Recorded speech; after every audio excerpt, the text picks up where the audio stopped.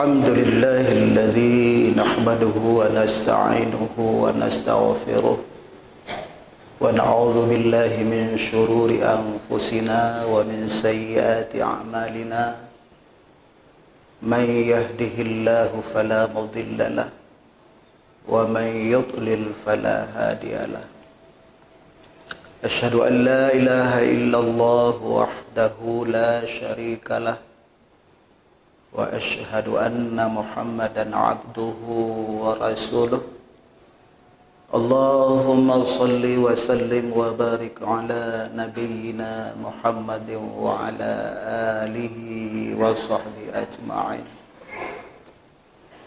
أما بعد فيا عباد الله أوصيكم ونفسي بتقوى الله وطاعته لعلكم تفلحون. وقال الله تعالى في القرآن الكريم أعوذ بالله من الشيطان الرجيم بسم الله الرحمن الرحيم يا أيها الذين آمنوا اتقوا الله حق تقاته ولا تموتن إلا وأنتم مسلمون. وقال أيضا يا أيها الذين آمنوا هل أدلكم على تجارة تنجيكم من عذاب أليم تؤمنون بالله ورسوله وتجاهدون في سبيل الله بأموالكم وأنفسكم ذلكم خير لكم إن كنتم تعلمون. Sadaqallahul azim. Hamba Allah sidang jamaah Jumat rahimakumullah, sambil kita bertafakur mengkonsentrasikan hati kita pada Allah Subhanahu wa taala, melahirkan sebuah rasa dari hati dan lubuk hati yang sangat dalam, syukur kita kepadanya. Karena sesungguhnya hidup dan kehidupan kita ini berada di dalam rahmat, nikmat dan karunia-Nya. Sebentar saja Allah mencabut nikmatnya dalam kehidupan kita ini, kita akan menjadi susah, kita akan menjadi sengsara. Maka oleh demikian, mari sama-sama kita renungi betapa banyak nikmat, rahmat dan karunia-Nya. Semoga kita menjadi hamba-hambanya yang pandai mensyukuri nikmat, rahmat dan karunia yang tersebut. Semoga kita menjadi hamba-hambanya yang asyakirin dan juga menjadi hamba-hambanya yang al-abidin. Seterusnya selawat dan salam juga kita bermohon pada Allah, semoga Allah limpahkan dan junjungan alam Nabi besar Muhammad sallallahu alaihi wasallam serta keluarga dan sahabat itu sekalian. Kita yang hidup di akhir zaman ini masih tentunya berada di dalam tuntunan yang beliau tinggalkan. Dengan tuntunan tersebutlah insyaallah kita akan selamat dalam menjalani hidup dan kehidupan di dunia. Demikian juga kita akan berbahagia dikala kita kembali pada Allah Subhanahu wa taala. Kaum muslimin, hamba Allah sidang jamaah Jumat rahimakumullah. Sebagai judul khutbah kita pada hari ini adalah kehidupan yang akan beruntung dunia dan akhirat. Ini sesuatu yang perlu kita renungi, karena sesungguhnya hidup kita ini hanya sekali. Hidup kita ini sekali. Dan mati juga kita sekali. Kita berada pada fase yang ketiga. Kalau kita hitung-hitung, sebelumnya kehidupan kita awalnya dari alam ruh. Ruh tersebut berpindah ke alam kandungan, alam rahim. Sekarang kita berada di alam dunia. Dan pasti sebentar lagi kita akan berpindah ke alam yang seterusnya. Katakanlah alam yang keempat, alam barzakh. Ataupun alam kubur. Dan juga belum berhenti sampai di situ, kita akan dibangkit pada hari akhirat. Dan hal-hal ini akan menjadi sebuah renungan dalam diri pribadi kita masing-masing. Karena tidak mungkin dipikirkan oleh orang lain terhadap kita. Sesibuk apapun, ini merupakan sebuah renungan yang sangat penting ya, dari diri kita.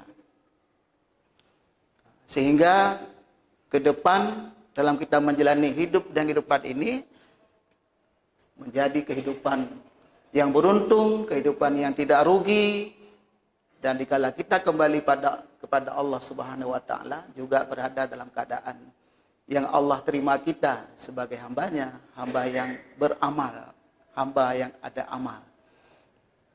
Kaum muslimin jamaah rahimakumullah, kenapa hal seperti ini perlu kita ulang-ulang?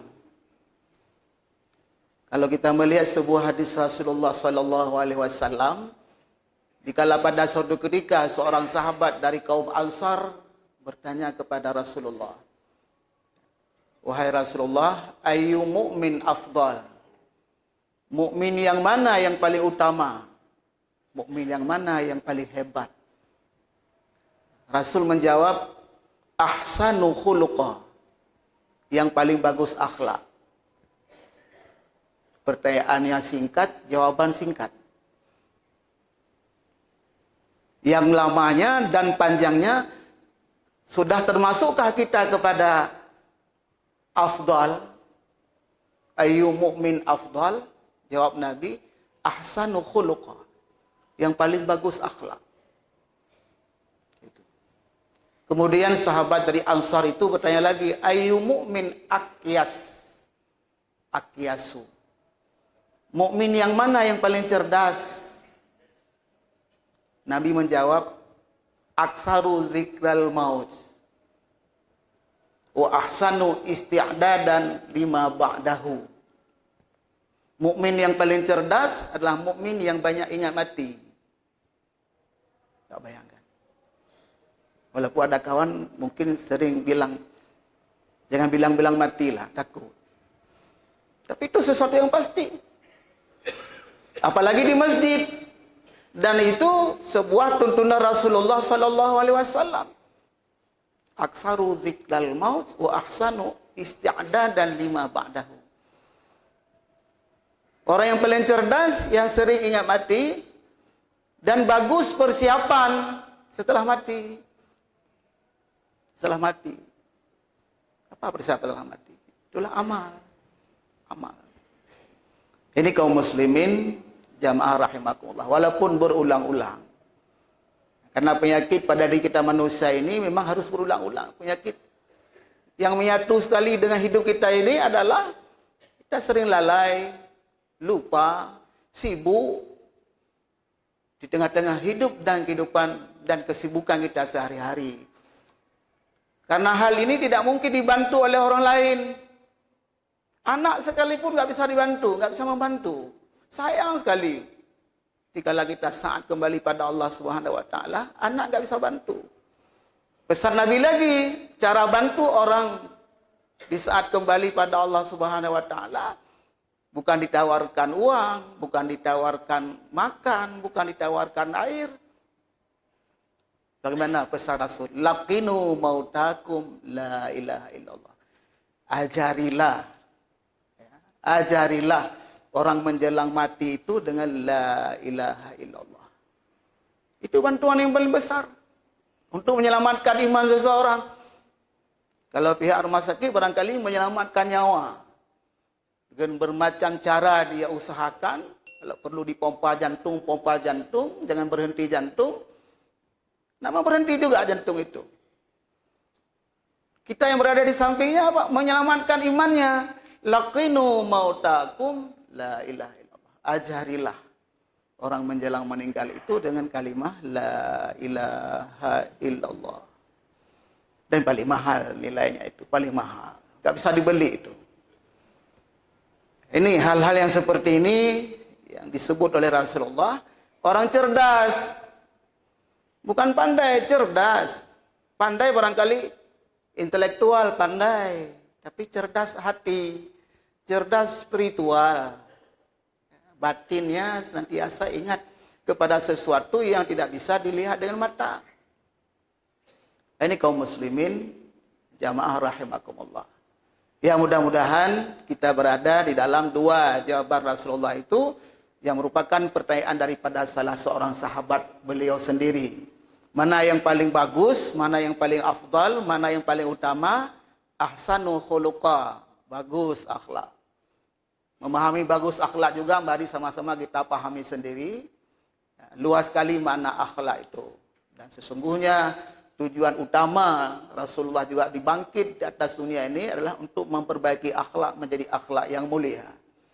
Yang kedua, sejauh mana sudah kita sering ingat yang namanya ingat mati. Ingat pada satu ketika yang tidak bisa dibantu oleh orang lain. Selanjutnya Allah berfirman dalam surat As-Saff ayat 10 sampai 11. Ya ayyuhalladzina amanu hal adullukum ala tijaratin tunjikum min azabin alim.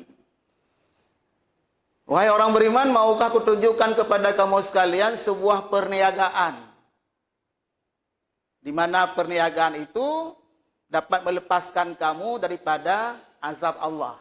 Itulah yang tadi kami maksudkan dalam judul kehidupan yang beruntung. Beruntung yang paling tinggi dikala kita kembali kepadanya, lepas daripada azab Allah. Dan doa yang senantiasa kita doakan pada Allah itu bahagia dunia, bahagia akhirat, ujungnya terlepas daripada siksaan api neraka. Rabbana atina fid dunya hasanah wa fil akhirati hasanah wa qina azabannar. Karena itu puncaknya kebahagiaan yang paling tinggi adalah lepas daripada siksaan. Maukah kutunjukkan kepadamu sebuah perniagaan? Dalam tafsir dijelaskan makna tijarah itu ada maknanya hidup ini harus dengan amal, beramal. Dan juga ada diterjemahkan makna tijarah itu, kalau makna lahiriahnya tijarah adalah perniagaan. Tapi ada juga diterjemahkan dengan tijarah itu seperti sebuah kehidupan. Sebuah kehidupan. Jadi kalau disebut saja makna tijarah, perniagaan, langsung terbayang oleh kita, tidak boleh terlepas dari tiga unsur. Tiga unsur. Pertama, dia harus ada modal, benar pangkai, harus ada modal. Yang kedua, harus ada usaha. Dan yang ketiga, harus ada perhitungan akhir. Harus ada perhitungan akhir. Tiga unsur ini yang tidak bisa terlepas dari yang namanya perniagaan. Dan kalau kita melihat di dalam uraian tafsir, kenapa dalam Al-Quran itu ada kalimat-kalimat semacam pendekatan lingkungan. Yang namanya orang Arab, memang hidup orang Arab itu dalam tijarah. Kegiatan utamanya orang-orang Arab adalah berniaga. Berniaga, termasuk Rasulullah sendiri. Jadi kalimat yang digunakan itu kalimat yang paling dekat dengan lingkungan di mana ayat Allah turunkan. Demikian juga dalam bentuk lain misalnya. Dalam surat yang sering kita baca, afala yanzuruna ilal ibili kaifa khuliqat. Apakah mereka tidak pernah memperhatikan bagaimana Allah menciptakan unta? Jadi Allah tunjukkan unta, hewan yang ada di tengah-tengah kehidupan orang Arab. Tidak ditunjukkan waktu itu disuruh perhatikan hewan yang ada di daerah lain. Tidak ditunjukkan sapi, lembu, kerbau, dan sebagainya. Sangat indah bahwa kalimat-kalimat yang terdapat dalam Al-Quran itu pendekatan lingkungannya sehingga akrab dengan orang di mana ayat Allah Allah turunkan. Demikian juga dengan kalimat dalam surah Al-Saff ayat 10 ini, maukah kutunjukkan kepadamu, Allah menawarkan, maukah kutunjukkan kepadamu sebuah perniagaan, sebuah kehidupan, sebuah pengamalan yang dapat melepaskan kamu daripada azab Allah. Tentu unsur yang paling utama harus ada modal dalam kehidupan ini. Maka jawabannya pada ayat ke-11, tu'minuna billah wa rasulih. Itu modal yang paling utama. Iman kepada Allah dan Rasulnya. Itu modalnya. Karena yang mengantarkan kita untuk beramal adalah modalnya iman. Melahirkan amal. Amal itu dalam bentuk usaha, memproses modal. Pada ujungnya tentu untung, laba. Atau sebaliknya, apakah rugi? Orang yang beruntung insya Allah, setelah ada modal, dia memperbesar modal itu. Maka Nabi juga menganjurkan, jadidu imanakum bi'a'malikum. Perbaharui terus iman yang merupakan modal itu. Modal utama itu bi'a'malikum. Jadidu imanakum bi'a'malikum. Perbaharui terus, perkuatkan terus imanmu dengan amal-amal kamu. Nah, ini kaum muslimin jamaah rahimakumullah. Kalau sudah kita usahakan alhamdulillah, tapi kalau belum mari terus kita manfaatkan waktu yang ada ini. Jadi tu'minuna billah wa tujahiduna, tu'minuna billahi wa rasulih, beriman kepada Allah dan Rasulnya. Ini merupakan hal yang paling dasar. Wa tujahiduna fi sabilillah, dan bersungguh-sungguh pada jalan Allah. Itulah namanya memproses modal, memproses iman. Iman akan menjadi subur dengan amal. Iman akan menjadi subur, akan semakin kuat dia dengan pengamalan-pengamalan. Maka senantiasa dalam kalimat Allah, dalam firman Allah itu, amanu senantiasa bermadengan dengan wa'amilus salihat. Gitu.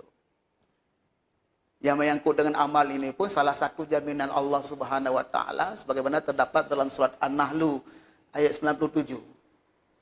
Man amila salihan min zakarin aw unsa wa huwa mu'min. Barang siapa beramal dengan amal saleh dari laki-laki ataupun perempuan dan dia berada dalam kondisi beriman, falanuhyiyannahu hayatan thayyibah. Allah jamin akan kami berikan kehidupan kepada mereka itu kehidupan yang bahagia. Falanuhyiyannahu hayatan thayyibah. Untuk bahagia hidup ini dengan amal saleh yang merupakan proses daripada modal yang namanya iman itu. Akan kami berikan kehidupan kepadanya orang yang beramal dengan amal saleh, laki-laki ataupun perempuan, wa huwa mu'min. Falanuhyiyannahu hayatan thayyibah wa lanajziyannahum ajrahum bima kanu bi ahsani ma kanu ya'malun.